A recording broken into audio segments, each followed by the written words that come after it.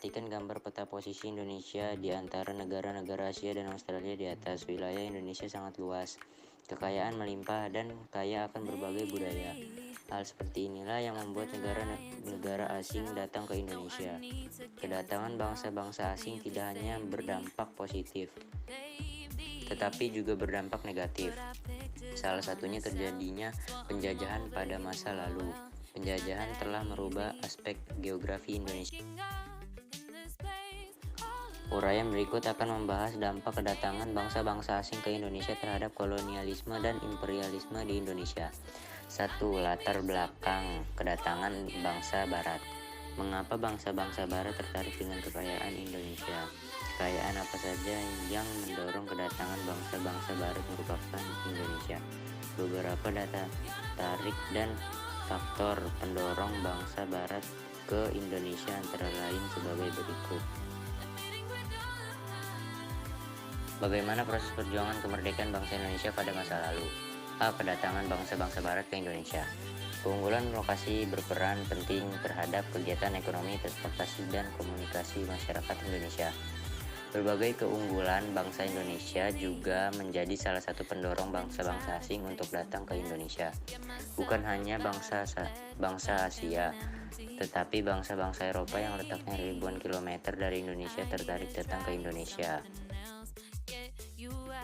A. Daya tarik Indonesia bagi bangsa-bangsa Barat. Mengapa bangsa-bangsa Barat sangat membutuhkan rempah-rempah?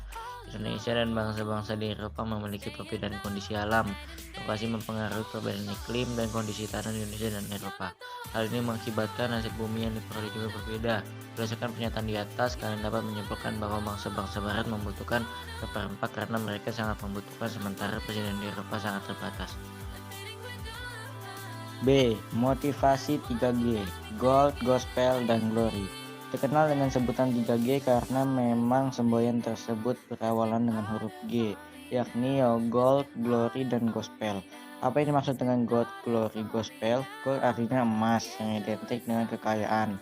Itulah yang membuat mereka melakukan ekspedisi dan penjelajahan.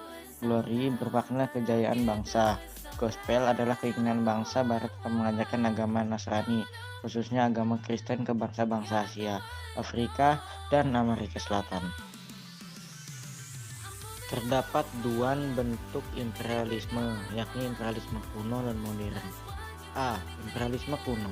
Ancient imperialism adalah imperialisme yang berkembang pada masa sebelum revolusi industri dengan semboyan gold, gospel, dan glory.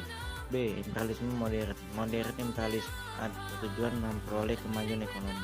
Mereka mencari jajahan untuk dijadikan sumber bahan mentah dan pasar bagi hasil-hasil industri. Adapun di Indonesia, imperialisme modern berkembang setelah tahun 1870. Pada kebijakan politik pintu terbuka memberikan hak pada kaum pribumi untuk memilih dan menyewakan tanah kepada pengusaha swasta. Pengusaha dapat menyewa tanah dari gubernemen dalam jangka waktu 75 tahun.